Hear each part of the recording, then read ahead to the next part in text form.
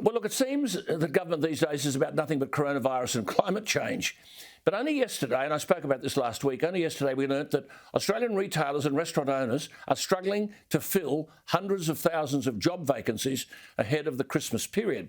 Industry bodies are calling on Scott Morrison to urgently open up international borders to ease the pressure of the country's worst worker shortage in 2 decades. Domestic workers, we're told, are not in sufficient supply. Am I allowed to say that, as at September, 626,000 Australians were unemployed? Do they want to work? Farmers are warning that they need 16,000 workers from interstate and overseas to deliver the current harvest, or shoppers will end up paying the price. The staff shortage problem is everywhere. I mentioned to you last Thursday night that I was talking to a manager from a well-known restaurant in Sydney CBD, and I asked him to pick a number from a scale of 1 to 10 about how hard it is to get staff, 10 being the hardest, and he answered 20. The point people are making is it's not just a matter of opening up again. People can't get staff. Well, almost 750,000 Australians are unemployed. I mentioned the story last week of restaurant owners offering sign-on bonuses for people simply agreeing to take a job with them. Then, of course, we're told about the shortage of skilled workers, which means infrastructure projects are at risk. This is the Australian Chamber of Commerce and Industry, one of the country's leading business groups, saying that annual skilled migration must nearly double to 200,000 over the next 5 years, in each of 5 years, to prevent a skills crunch. The Federal Treasurer, Frydenberg, said that Australia's migration program is front and centre in his post-COVID-19 thinking. And the newly appointed New South Wales Premier, Dominic Perrottet, was advised by his bureaucracy to embark on an explosive post-war style immigration program that could bring in 2 million people over 5 years, 400,000 a year. And Dominic Perrottet declared himself staunchly in favour of a big New South Wales. Well, herein lies a major policy dilemma. In that splendid anthology of essays, Australia Tomorrow, with 38 essays, which you can purchase by going to oztomorrow.com, where major policy initiatives that Australia will need in the tomorrow are splendidly canvassed, Professor Judith Sloan, as I mentioned to you when I last spoke to her, has titled her essay, Big Australia, Why Politicians Have It All Wrong. Professor Sloan, as I've told you before, is a professional economist. She worked for many years at Flinders University in South Australia, becoming the director of the National Institute of Labour Studies. She was appointed professor in 1988. She's held a number of government appointments, including Commissioner of the Productivity Commission, Commissioner of the Australian Fair Pay Commission. She knows a bit about the labour market. She has sat on the boards of a number of significant Australian companies. And as I said, her observations can't be dismissed. She makes the point about the argument in favour of a big Australia that it derives from post-war politicians in the 50s and the argument populate or perish. As she rightly says, it was a common view that Australia's population needed to increase significantly so we could defend ourselves in the future. It was more about defence than economics. But as she rightly says, and I quote her, these days many politicians are still effectively shouting the same theme, although the defence rationale is seldom mentioned, unquote. Their argument is we need to increase our population through high rates of immigration so we can slow down ageing and get migrants to pay part of the tax bill. And that, quote, when COVID has run its race, we should return to levels of migrant arrivals as large as, if not larger than, we experienced in 2019. Now, as I said, this is a major policy dilemma about which we hear very little from anyone in Canberra. Professor Judith Sloan joins me. Professor, thank you again for your time and your scholarship. Look, starting with the political man of the hour, Dominic Perrottet, who's been advised to start on an explosive post-war style immigration surge that could bring in 2 million people over 5 years. That's a city the size of Canberra, 400,000 every year. And this push, you've said in your essay, is relentless. How do we address it?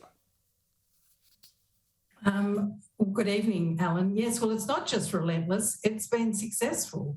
And I think that's a really important point. We've brought in an additional 5 million people this century. And they're still talking about worker shortages. They're still talking about skill shortages. So they obviously think we need to bring another 5 million in a shorter space of time, I guess. So I feel that we have to interrogate these rationales do we really want a labour market which is geared to bringing in a lot of relatively low-skilled workers who are paid the award wage? Because bear in mind, when an employer says there are skill shortages or worker shortages, they're often saying, I can't get workers at the wage rate I want to pay. That's a little different from how an economist would see the world. They'd think, well, what about putting up the wage and seeing who you get? What about actually investing in training and making sure that we have the workers to suit the requirements of the labour market? So, Judith, when people, though, can't fill jobs and there are significant skill shortages, where does the employer turn, as in the here and now? Well, I think we are already seeing the wages being bid up. But, let me point out to you that this is a worldwide phenomenon, because one of the things that's happened during COVID is that there was a lot of government money around and a lot of people withdrew from the labour market. And a lot of people probably still have some resources left from those subsidies that they were able to achieve. Yeah. So what we really need to do is try and drive up the participation rate and to make sure that the workers are going to the jobs where the demand is. So, that one of the issues has been that by allowing in workers of relatively low skill, and we do that particularly through the international student arrivals, is that the locals tend to withdraw. And so they don't want to do these jobs anymore. And so you sort of create a rod for your back. But, the point I'm trying to make... On that point, Judith, can I interrupt you there? Is there another agenda here? You've alluded to this in the past, that, we need international students, we need more migrants. Do businesses really care about the skill profile, or do they just want more customers to buy property or to rent property or to open bank accounts or to take out loans or to buy the goods and services offered by businesses? I mean, you say in your essay that leaders representing these commercial interests, at least the larger ones, are very accomplished at influencing politicians. Yet survey after survey shows Australians are unhappy about the high rates of population growth, aren't they? Well, you make a very good point, Alan, because quite a lot of the interest groups, they don't really care about the skill composition of the migrant intake. They want bums on seats. Now, that's particularly true in respect of the property industry, in terms of retailing, in terms of banking. Now, there are obviously some groups, I think, for example, in IT and some in perhaps infrastructure, where there are genuine calls for specific skills. But it does get very murky, to tell you the truth. Absolutely. So why does a coalition, just politically, why does a coalition government support a high rate of immigration when voters clearly don't support the stance? I mean, why would the government act in opposition to voter preference? Is that because the issue doesn't have sufficiently high profile? Well, look, I think it does, but I think that these interest groups have the ears of the politicians in the way that ordinary folk don't. And then we get a lot of what I'd call very wonky bureaucratic advice.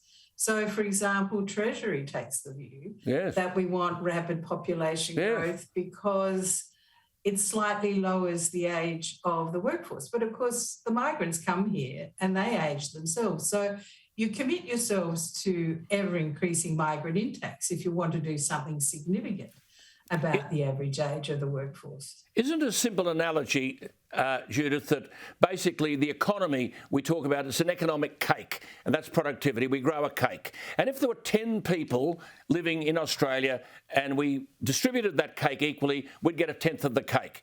Now, if you bring in another 5 people, then we've got 15 people eating the same cake if we don't increase productivity. And so basically it's per capita GDP that we should look at, isn't it? Not the wider GDP. More migration, more people sharing the same cake, it lowers the standard of living. I mean, what's wrong with that argument?